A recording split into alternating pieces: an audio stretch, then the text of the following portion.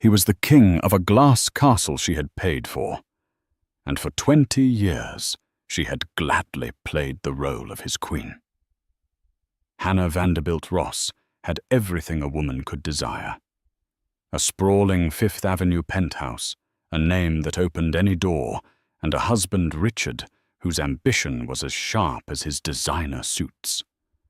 But when the king grows restless, the castle walls begin to feel thin. Richard's late nights became later.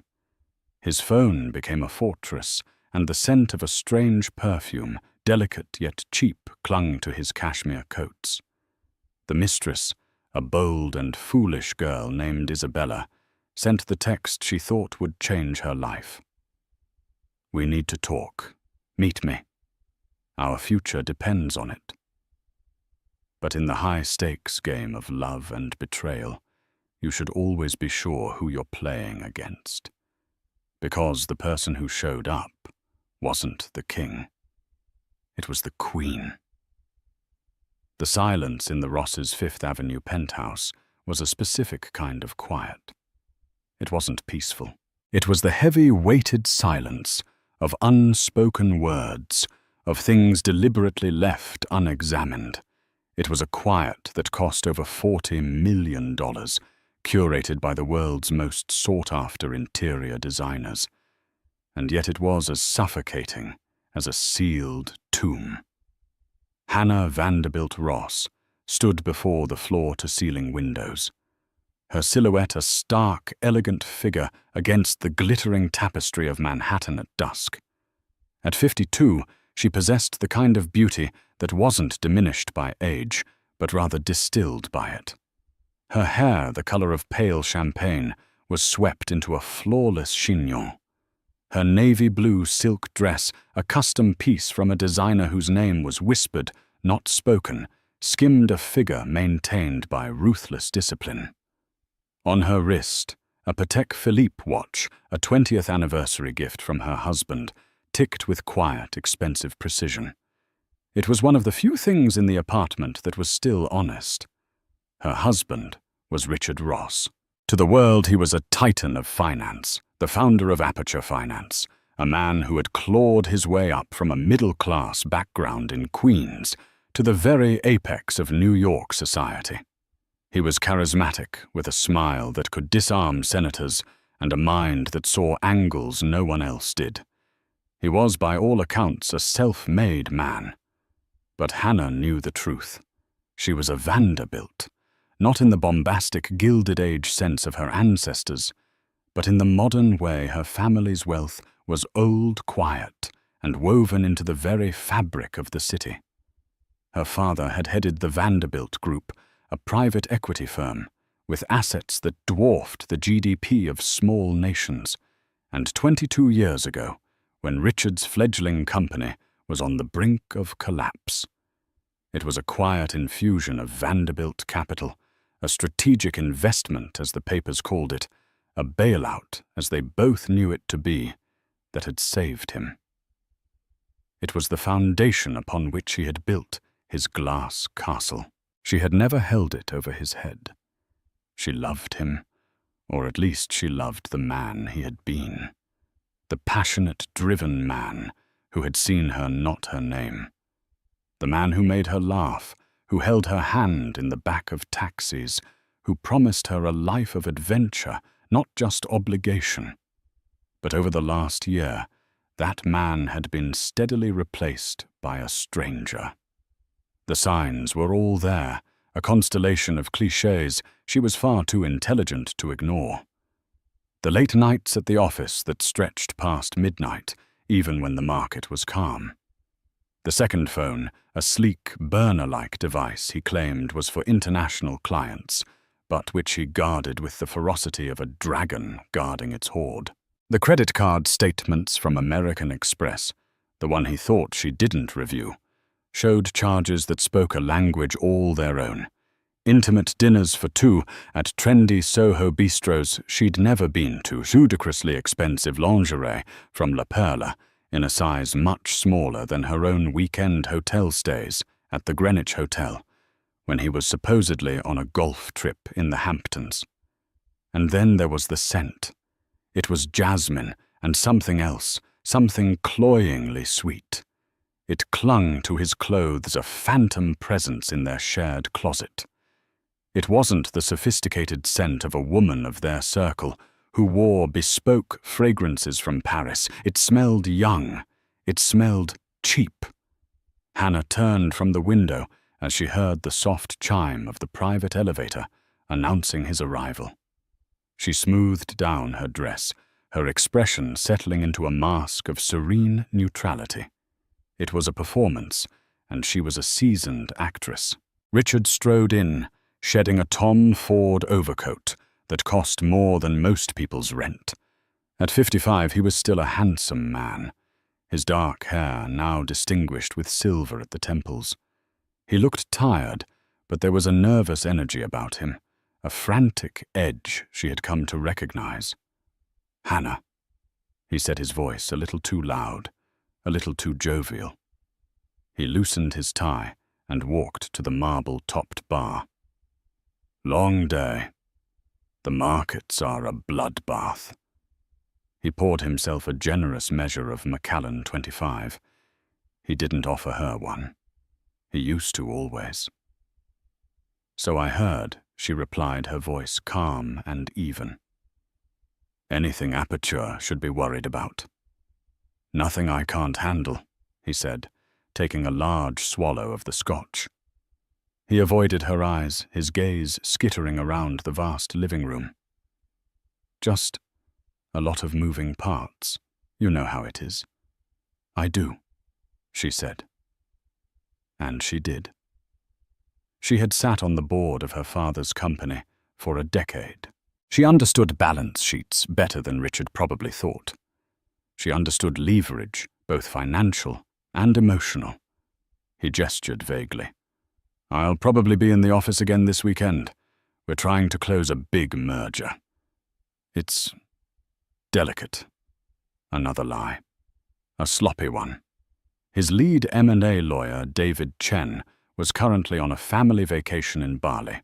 His wife had been posting pictures on Instagram all week. Hannah had checked. Of course, she said, her placid smile never wavering. Whatever it takes. He seemed to sag with relief, mistaking her composure for ignorance. "Thank you for understanding, Ellie. You've always been my rock." He walked over and kissed her cheek. It was a dry, perfunctory gesture, and when he pulled away, she caught it again. The faint, sweet scent of jasmine. His phone buzzed on the hall table where he'd dropped his keys. A text message. Richard's body tensed almost imperceptibly. He finished his drink in one gulp. "I need a shower," he announced already, walking towards their bedroom wing. "Don't wait up for me. I have some calls to make after." Hannah waited until she heard the sound of the water running. Then she walked, not ran, to the hall table. Her heart was beating a painful staccato rhythm against her ribs, but her hands were perfectly steady. She picked up his personal phone, the one he thought was secure. A simple 6-digit passcode. She had watched him type it in countless times over the past few months, his thumb moving in a pattern she had memorized out of a detached academic curiosity. The birthday of their son, who had died in a tragic car accident 15 years ago. The fact he used those numbers, their shared sacred grief, as a shield for his sordid little secrets, was the cruelest cut of all. She typed in the code. 0814009. It opened.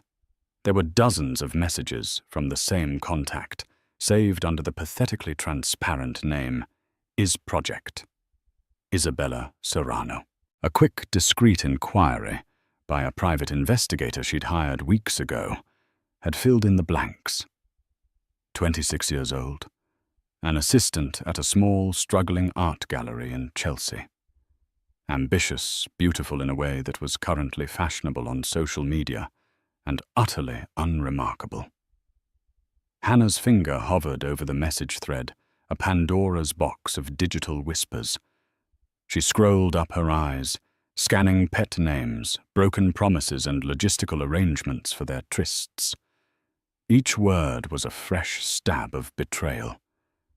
But she didn't allow the tears to come. Not yet. She was a Vanderbilt. Her grief was a private, luxurious thing to be indulged in solitude. Right now, she needed clarity. She scrolled back down to the most recent message, the one that had just arrived. It was from Isabella. And it was a declaration of war. "Richard, I can't do this anymore. The stolen moments, the lies. You promised me a future, and I need to know you meant it. We need to talk, not on the phone, face to face. Tomorrow night. 8 p.m., Le Ciel, it's our place. Our future depends on it. Don't leave me waiting. Le Ciel, the sky. A ridiculously exclusive restaurant in a new high-rise, famous for its panoramic views and its 3-month waiting list. Their place." Richard had told her it was impossible to get a reservation there. Hannah stood there, the phone's cold light illuminating her face. The sound of the shower was a distant roar. For a moment, the immense weight of her pain, her humiliation pressed down on her, and she felt her knees weaken. She saw her life as it was a beautiful, hollowed-out shell. A marriage that was a business arrangement. A husband who mourned their dead son by using his birthday as a password to his affair. But then something else rose through the pain. It was cold and hard and sharp as a shard of ice. It was rage, and it was resolve. The girl wanted to meet. She wanted to discuss her future, a future built on the ruins of Hannah's own. Hannah's lips curved into a smile that held no warmth, no humor. It was a smile that would have frozen the blood of any of the sharks on her father's board. "Fine," she thought. "Let's talk about the future." With deliberate, precise movements, she typed a reply. She didn't hesitate. She didn't second-guess. She knew exactly what to say. "I'll be there. Can't wait." She hit send. Then she deleted the entire message thread, Isabella's demand, and her own reply. She placed the phone back on the table exactly as it had been. She walked back to the window, her back straight, her head held high. The rage had cooled into something far more dangerous a plan. The mistress had asked the husband to meet, but the person who showed up was going to be his wife. And Hannah Vanderbilt Ross was not coming to negotiate. She was coming to win. The next 24 hours were a masterclass in controlled fury. On the surface, life continued its seamless, luxurious rhythm. Hannah attended a morning board meeting for the New York Philharmonic, her insights as sharp and incisive as ever. She had lunch with her sister at the Modern, discussing art, and their children with a placid warmth that belied the Arctic storm raging within her. She moved through her day like a ghost in her own life. Every smile, every nod, every polite inquiry, a carefully calibrated performance. Inside, she was dismantling 2 decades of her life, piece by painful piece. She was a forensic accountant of her own heart, examining the evidence of her marriage's slow death. Every lie Richard had ever told now seemed to glow with a radioactive clarity. The business trips that coincided with art fairs in Miami or London. The sudden interest he'd developed in the emerging art scene.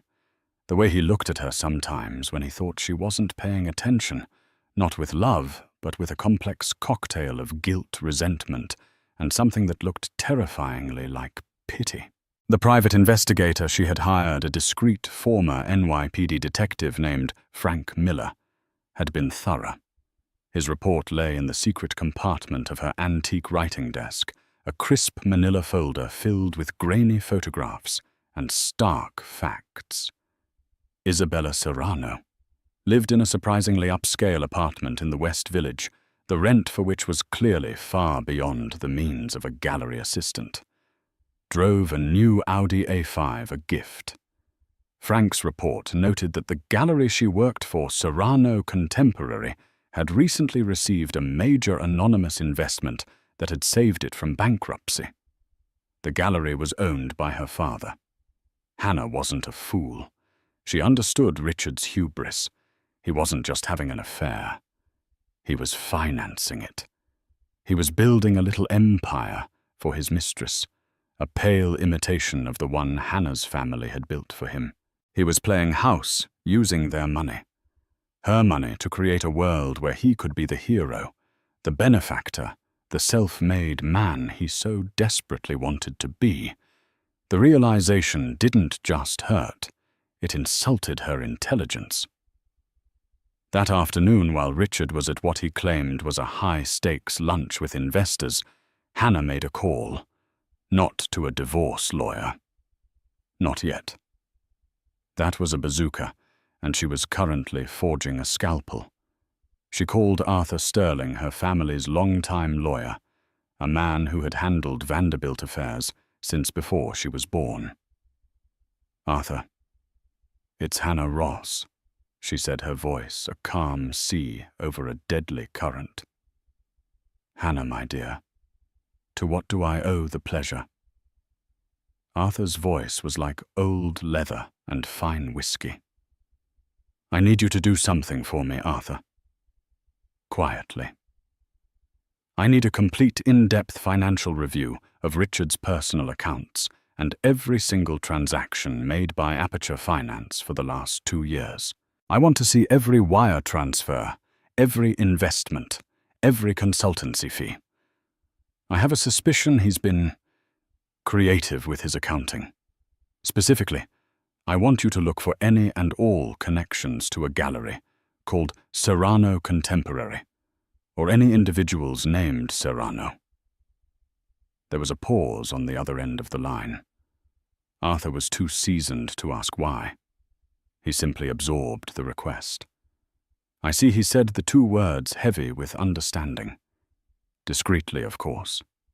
As if it were a ghost moving through the wires, Hannah confirmed. "I need it to be invisible." "Richard can't know. No one can. Consider it done, Hannah. I'll assemble my best team. They'll be surgical." "Thank you, Arthur," she said, and hung up. That was the first move on the chessboard. She was gathering her armies while her opponent was still admiring his own reflection. As evening approached, the weight of her impending confrontation began to settle in. What was her goal? To scream, to cry, to throw a drink in the girl's face. The thought was tempting, a brief, satisfying flash of primitive rage. But it was also crude. It was beneath her. A scene in a public place would only give the girl power, make her the center of a drama she didn't deserve to star in. No, Hannah's objective was different. It was to gather intelligence, to understand her enemy, and to instill fear. She needed to see Isabella, to measure her, to understand the nature of the threat she posed. Was she a simple gold digger, a naive girl in love, or something more dangerous? She began to prepare for the meeting as if she were preparing for battle. She chose her armor carefully. Not a severe suit or a mournful black dress. She selected a sheath dress of blood-red wool from Alexander McQueen. It was elegant, powerful, and utterly uncompromising. She paired it with black Christian Louboutin stilettos that were beautiful and sharp. Her jewelry was minimal but significant. Her diamond wedding band, a cold, glittering weight on her finger, and a pair of diamond earrings that were Vanderbilt heirlooms. They were called the ice drops. She sat at her vanity, the array of expensive creams and perfumes, feeling like relics from another life. She did her own makeup, her hand steady. A sweep of dark eyeliner to make her blue eyes look sharp and assessing. A bold red lipstick that matched her dress, a slash of color that meant business. She looked at her reflection. She didn't see a victim. She saw a CEO, a warrior, a queen preparing to defend her realm. Richard called her around 7. "Ellie," he said, his voice strained. "This merger it's hitting a snag. I'm going to be very, very late. Probably won't make it home tonight. We're pulling an all-nighter at the firm's war room. The lies were so brazen now, so clumsy. His war room was a table for 2 at Le Ciel. Don't worry about a thing." "Darling," Hannah said, her voice like honey. "You handle your business. I was feeling a bit tired anyway. I think I'll just have a light supper and an early night. You're the best, Ellie." "I don't know what I'd do without you," he said. The irony was so thick she could have choked on it. "I love you," he added, a beat too late. Hannah paused.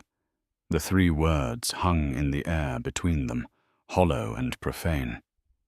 She looked at her reflection in the mirror, at the woman in the red dress. "I know," she said, and hung up. At 7:45, her driver, a stoic man named Thomas, who had been with her family for 30 years, pulled the Bentley up to the curb. He held the door for her, his face impassive, but his eyes held a flicker of concern. He had seen the comings and goings of this family for his entire adult life. He knew the signs. "Where to, Mrs. Ross?" he asked. Hannah settled into the soft leather seat. She took a deep, steadying breath, the cool air filling her lungs. "Le Ciel." "Thomas," she said, her voice clear and cold as glass. "And please don't wait." Le Ciel was designed to intimidate. Perched 60 stories above the city, its entrance was a discreet bronze door that opened into a silent black marble lobby. The hostess stand was a monolithic slab of granite, manned by a woman whose severe beauty and icy demeanor suggested she was guarding the gates to another realm, not just checking reservations. Hannah swept in at precisely 8 o'clock. The hostess looked up, her practiced smile faltering for a fraction of a second as she took in the vision in red. "Good evening. I have a reservation," Hannah said, her tone leaving no room for argument. "For 2.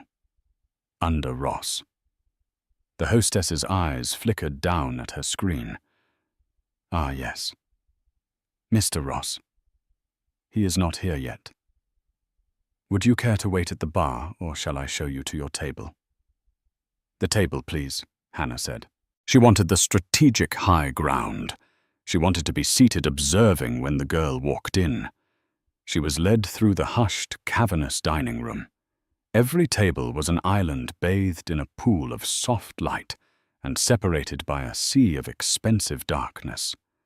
The clientele was a mix of tech billionaires, aging rock stars, and foreign dignitaries. Heads turned as she passed, a ripple of curiosity following the woman in the red dress who walked with such purpose. The table was, as Isabella's text had promised, the best in the house. A corner booth encased in glass on 2 sides, offering a breathtaking 180-degree view of the glittering city. It was a table for lovers, for proposals, for life-altering conversations. The irony was exquisite. "Can I bring you a drink while you wait?" "Madame," the waiter asked. "A glass of champagne," Hannah said. "Bollinger. And a bottle of your finest Sancerre on ice." She wouldn't drink the Sancerre. It was for the table. A prop. It signaled she was there for a proper dinner, not a brief, dramatic encounter. It was a power move. The champagne arrived. She took a small, bracing sip. The cold bubbles felt good against her throat. She surveyed her kingdom. The city lights spread out before her like a carpet of scattered jewels. This was her city, her world. And this little girl from Chelsea thought she could just walk in and take a piece of it. At 8:10, she saw her. Isabella Serrano was not what she had expected. Hannah had pictured someone hard, overtly sensual. But the woman who hesitated at the entrance was softer. She was undeniably beautiful, with a cascade of dark, wavy hair, large, expressive brown eyes, and a voluptuous figure showcased in a tight black cocktail dress that was perhaps a little too revealing for a restaurant of this caliber. She clutched a Chanel bag, a recent gift, no doubt, like a shield. She looked young, nervous, and completely out of her depth, a lamb walking into a lion's den. Isabella scanned the room, her eyes searching a hopeful, anxious expression on her face. Then the hostess pointed her towards the corner table. Isabella's face broke into a radiant smile, believing Richard was waiting for her. The smile froze, then shattered as she got closer and realized who was sitting in the booth. Her steps faltered. For a moment, Hannah thought the girl might turn and flee. But she didn't. She straightened her shoulders, lifted her chin, and continued her walk to the table, her initial vulnerability replaced by a mask of defiance. It was, Hannah had to admit, a respectable recovery. Isabella stopped at the edge of the table, her knuckles white where she gripped her purse. She didn't speak. Hannah looked up, her blue eyes as cold and clear as the windows beside them. She gestured gracefully to the seat opposite her. Isabella. I presume, she said, her voice low and even. Please, sit. Richard has been detained. The name spoken so calmly seemed to strike the younger woman like a physical blow. She sank into the plush leather seat, her movements stiff. She placed her Chanel bag on the table between them, a small black barricade. What are you doing here? Isabella finally managed to ask, her voice a reedy whisper. I believe that's my line, Hannah replied smoothly, taking another sip of her champagne. This is, after all, my husband you were expecting. But since you were so insistent on discussing the future, I thought I'd save him the trouble. So let's talk. She leaned forward slightly, her gaze pinning Isabella to her seat. You work at an art gallery. Your father's, I believe.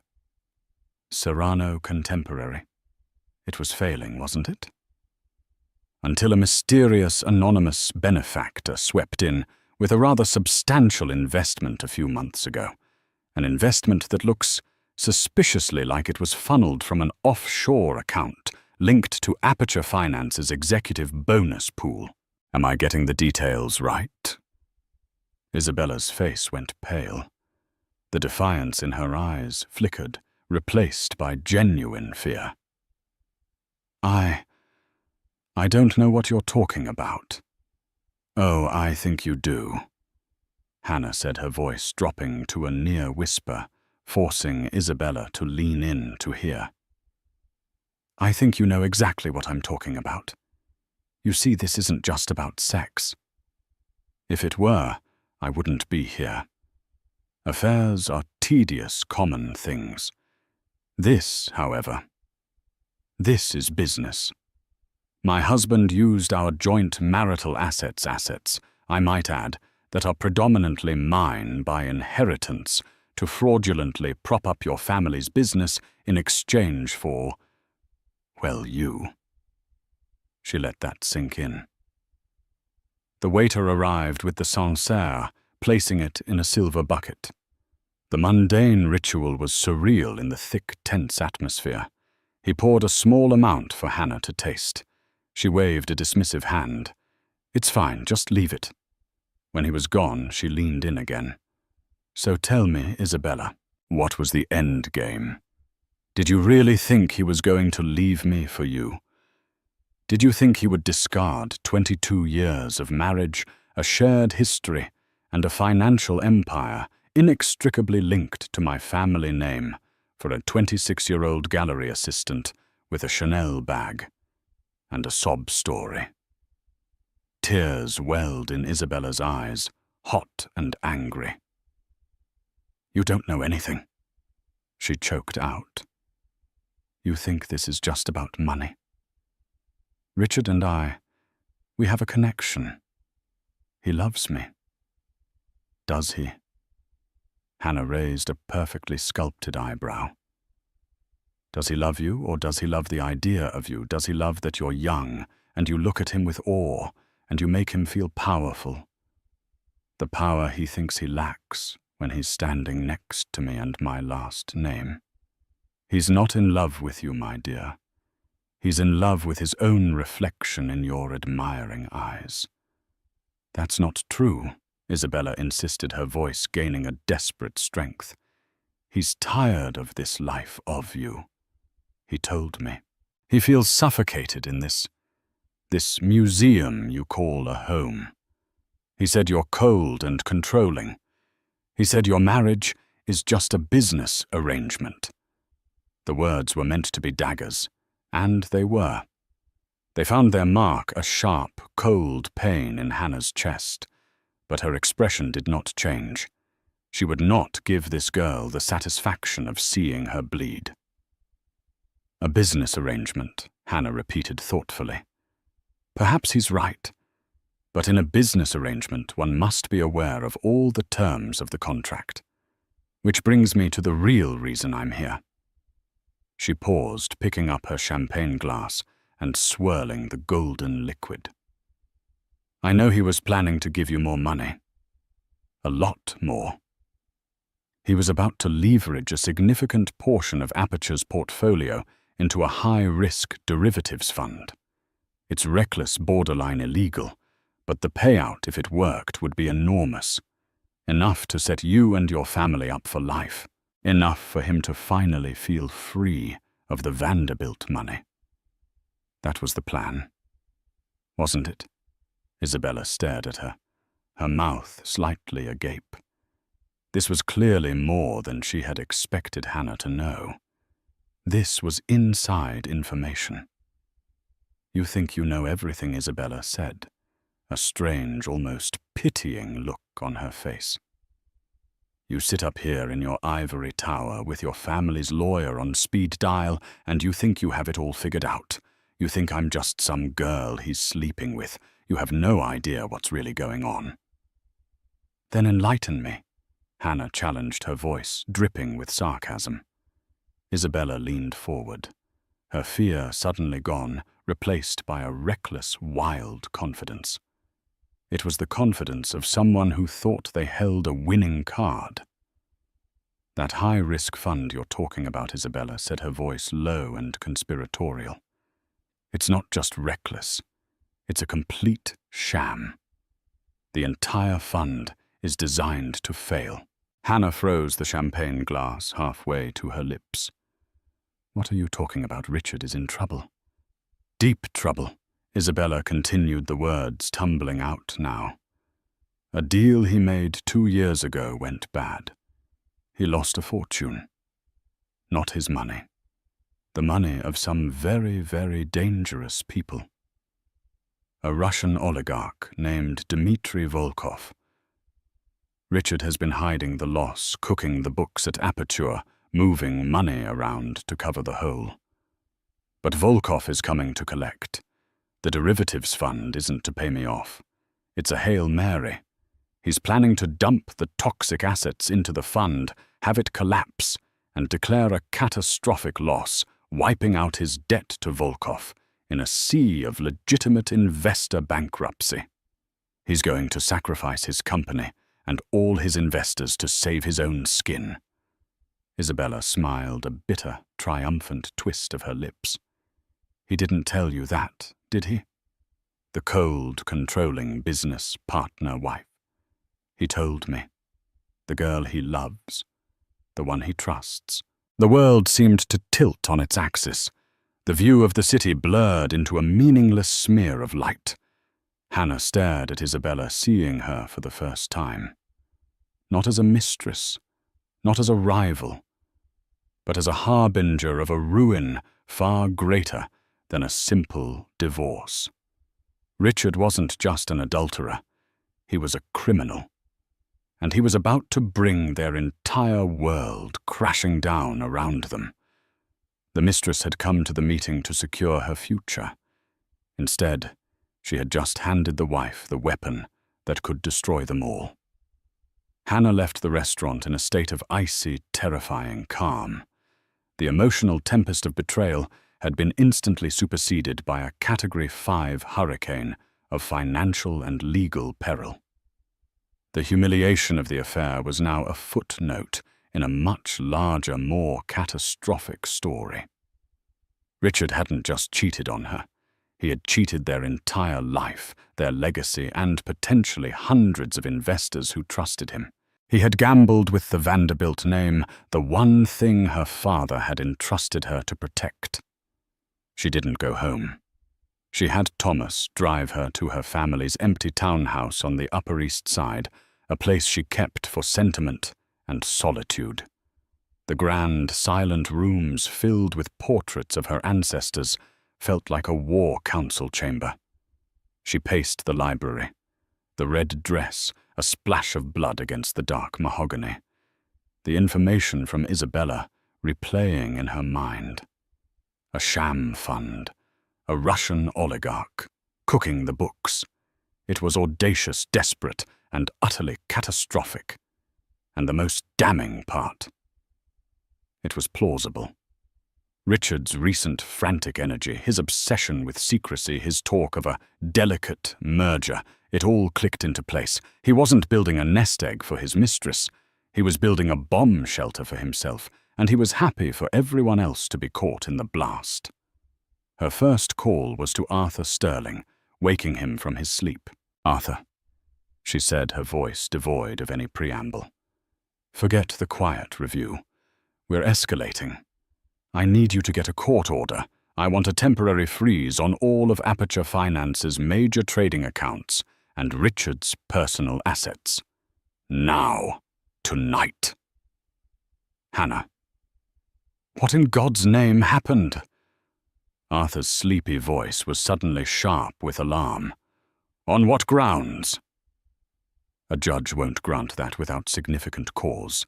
The grounds are fraud, embezzlement, and imminent financial catastrophe," Hannah stated flatly.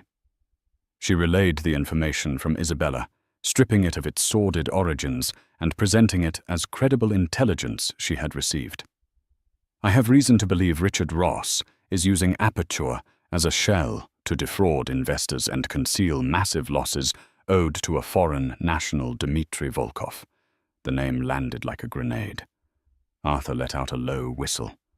Volkov was not a man one tangled with.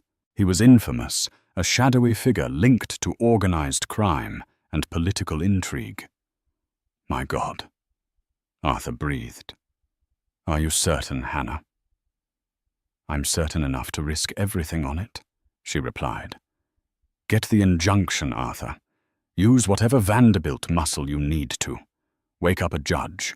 Tell them the stability of a multi-billion-dollar firm is at stake. Because it is." "I'm on it," he said, his voice now grim and focused. "Stay where you are. I'll call you back." Her next call was to the man who ran the security division for the Vanderbilt Group, a former MI6 agent named Julian Croft. "Julian, I need you," she said. "I need round-the-clock protection, at the Fifth Avenue apartment and here at the townhouse. Discreet, but absolute. I also need you to locate someone. Isabella Serrano. I don't want her approached. I just want to know where she is at all times. She's my only corroborating witness. I suspect she's about to become very important or very scared." Then she waited. The silence of the townhouse was her ally. It allowed her to think. The initial shock was hardening into a cold diamond. Hard resolve. Richard had declared war not on their marriage, but on her family, her security, her world. He had mistaken her quiet dignity for weakness. He had mistaken her love for blindness. He was about to learn in the most brutal way possible how wrong he had been.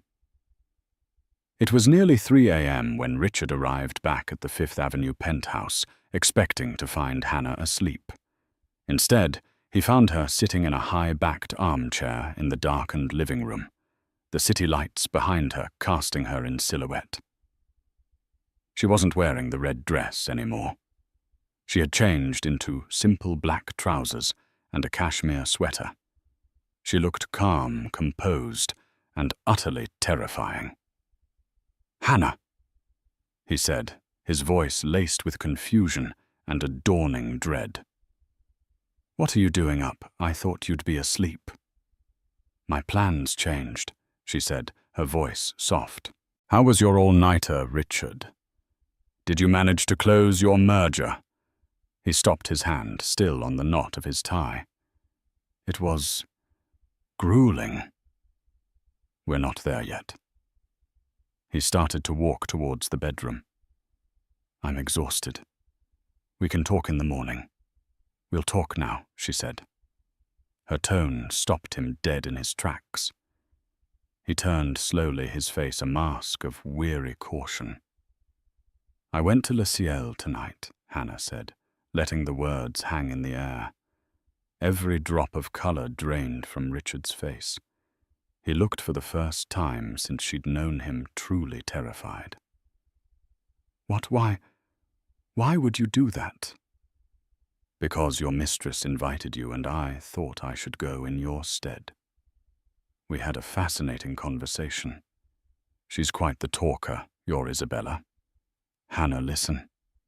He started taking a step towards her, his hands raised in a placating gesture. "I can explain." "Can you—" She cut him off, her voice slicing through his pathetic attempt. "Can you explain Dmitri Volkov?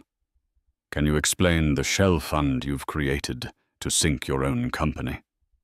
Can you explain how you were planning on telling me that our entire fortune was about to be wiped out in a fraudulent bankruptcy designed to save you from a Russian mobster?"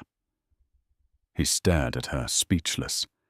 It was as if she had reached into his skull and pulled out his darkest secrets. He looked utterly broken, his carefully constructed world crumbling around him in a single moment. "How?" he stammered. "How did you—" "Isabella was very forthcoming," Hannah said with a cruel little smile. "It seems her loyalty is as transactional as her affection. She thought she was telling me about your betrayal. She didn't realize she was telling me about our ruin." He sank onto the edge of a sofa, his head in his hands. The titan of finance was gone. In his place was a desperate, defeated man. "Ellie, I was going to fix it," he mumbled into his palms. "I just needed more time. I was protecting you." The laugh that escaped Hannah's lips was a harsh, ugly sound. "Protecting me. You lit a fire in our home, Richard, and now you're telling me you were just trying to keep me warm. You have risked everything. My name, my family's legacy, our entire life. All because your pride couldn't handle the fact that you weren't the self-made man you pretended to be." He looked up, his eyes filled with a strange mix of despair and anger. "Your name, your family. Don't you think I know that I've lived in the shadow of the Vanderbilt name for 22 years? Everything I built, everyone whispers, 'Oh, but he only did it with her family's money.' I wanted something that was mine. One win that had nothing to do with you or your father. So you gambled with a gangster," she shot back. "And when you lost, you decided to burn the whole kingdom to the ground to cover your tracks. That isn't a bid for independence, Richard. That's the act of a coward. His phone rang, then a shrill, piercing sound in the tense quiet. He fumbled for it.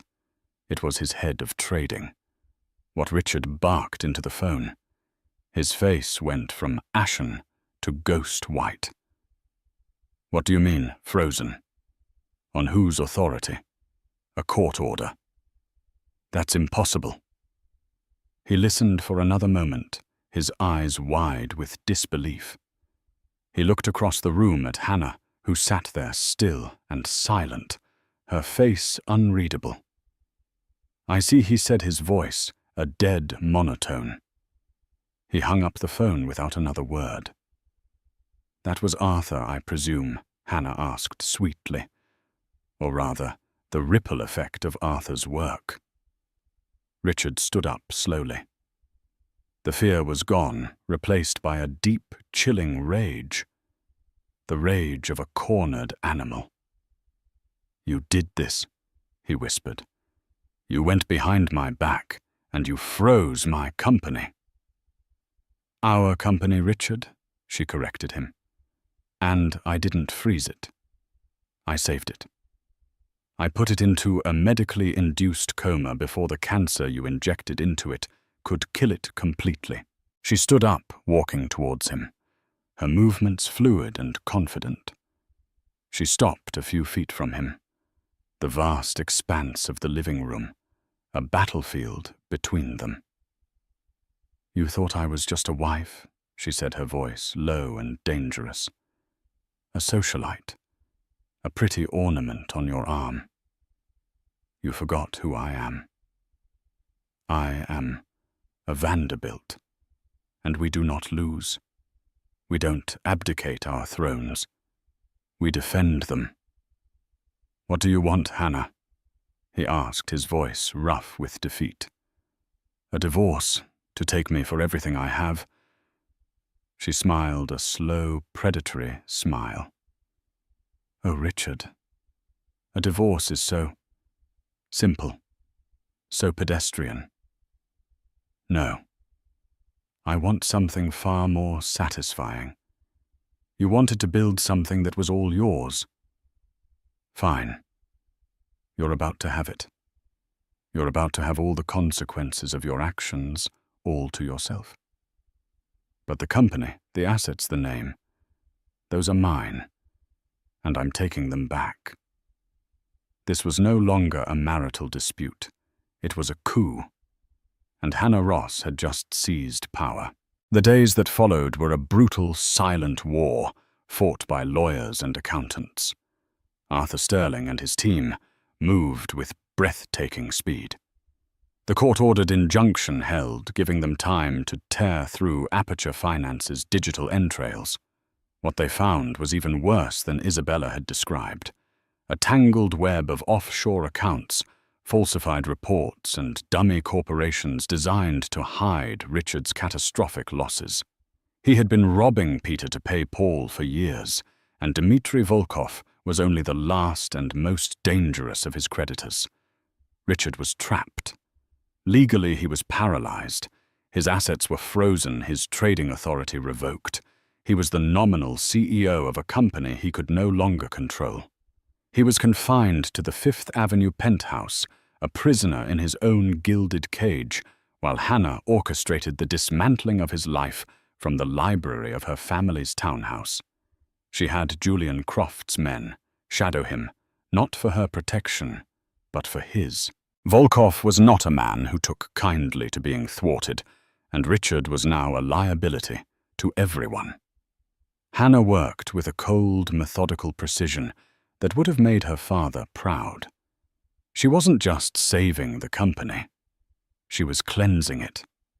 She, along with a crisis management board appointed by Arthur, began the painstaking process of unwinding Richard's toxic deals, isolating the fraudulent fund, and preparing a restructuring plan that would protect the investors and the firm's core assets. It was a Herculean task, but it was a battle she was uniquely equipped to fight. This was the language she had been born into. Isabella Serrano had vanished. The day after her meeting with Hannah, she had packed a bag, abandoned her apartment and her new Audi, and disappeared. Julian's team tracked her to JFK, where she'd paid cash for a one-way ticket to Buenos Aires. She was running terrified of being caught between the wife's wrath and the oligarch's revenge. She was irrelevant now, a spent match that had ignited a forest fire. A week into the silent war, Richard demanded to see Hannah. He sounded different on the phone. The rage was gone, replaced by a hollow, brittle exhaustion. She agreed to meet him back at the penthouse. It was time for the final terms of surrender. She found him in his study, a room that had once been his sanctuary. He was surrounded by pictures of his triumphs, him ringing the bell at the NASDAQ, him on the cover of Forbes, him with politicians and celebrities. They all looked like relics from a forgotten civilization. He looked older, smaller. He had lost. "The board wants my resignation," he said without looking at her. "They'll offer me a severance package to go quietly, to take the fall for creative accounting and poor risk management. They'll avoid using the word fraud to prevent a full-scale panic. It's a generous offer," Hannah said coolly, "considering Arthur could have you brought up on federal charges. This is what you wanted, isn't it?" he said, finally turning to face her. His eyes were bloodshot, but they held a strange clarity. "To see me like this, stripped of everything. I wanted to protect what was mine," she countered. "You made that impossible to do without destroying you in the process. This was your creation, Richard, not mine." He let out a short, bitter laugh. "My creation. Do you really believe that? Do you have any idea how little of this was ever my creation?" He walked over to his desk and unlocked a drawer. He pulled out a thin, old, leather-bound ledger. It was a type of book no one used anymore. He slid it across the polished surface of the desk towards her. "You want to know the real truth, Hannah?" he said, his voice dropping to a confessional whisper. "The real original sin that started all of this. It wasn't me and Isabella. It wasn't even me and Dmitri Volkov. It was you and me and your father." Hannah frowned, confused. "My father? What does he have to do with this?" "He's been dead for 10 years. "Open it," Richard urged. She hesitated, then opened the old ledger. The pages were filled with meticulous handwritten entries.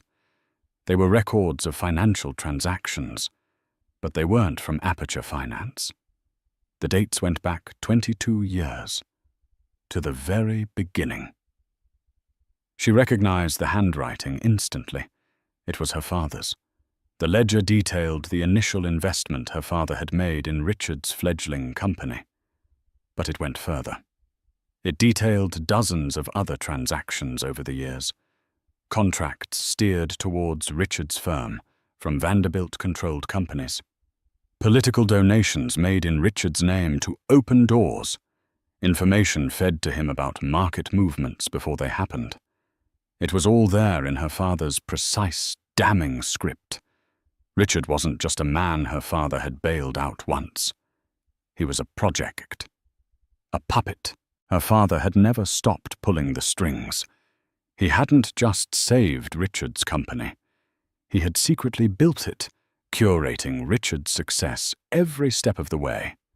He had hand-picked Richard for her, not as a husband, but as a manager for a portion of the family fortune, dressing him up as a self-made man to satisfy both Richard's ego and the public narrative. Hannah sank into the chair opposite the desk, the ledger open in her hands. The room spun. Her entire marriage, Richard's entire career. It was all a lie, a carefully constructed artifice managed by her father. Richard hadn't been living in the shadow of her name. He'd been living in a cage built by her father, and she had been the unknowing warden. He chose me for you, Ellie," Richard said softly, the fight gone from his voice, leaving only a vast, empty sadness.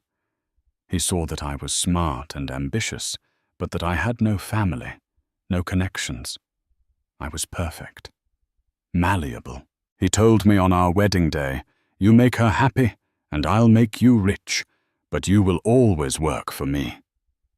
I thought it was a figure of speech. He looked out the window. For years I tried to break free.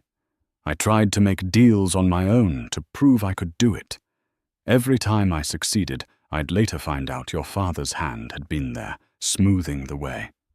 And every time I failed, like with Volkov, I failed because I was on my own for the first time, and I was in over my head. I was a fraud. A man playing at being a titan propped up by strings I couldn't see, but could always feel.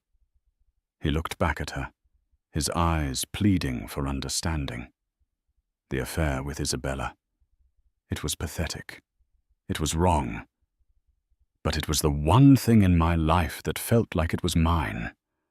Something I chose, I built, however stupid and sordid it was. It wasn't part of your father's plan. It was my own mistake. And I think God helped me. That's why I did it. Hannah closed the ledger. The rage, the betrayal, the righteous fury. It all evaporated, replaced by a profound, hollow ache. She had won the war, but she had just discovered the war itself was a sham. She had seen herself as the powerful queen defending her kingdom, when in fact she had been a pawn in her father's posthumous game, just like Richard. They were not king and queen. They were two puppets in a beautifully decorated box, and one of them had finally cut his own strings, bringing the whole stage down with him. There was nothing left to say. The affair, the money, the lies. They were all just symptoms of this deeper, original deception. The marriage was a fraud. The company was a fraud. Their life together was the grandest fraud of all. She stood up and walked to the door. "Where are you going?" he asked. Hannah paused, her hand on the doorknob. She looked back at the man who was her husband, but was also a stranger, a co-conspirator in a life she hadn't known she was living. She saw him for what he was, a man who had been broken long before he had ever broken her heart. "I don't know," she said, and her voice was no longer cold and powerful. It was just tired. "I honestly don't know." She walked out, leaving him alone with his pictures and his ghosts, the silence of the penthouse finally truly absolute. In the end, there were no victors, only survivors. Hannah didn't file for divorce. Instead, she orchestrated an exit.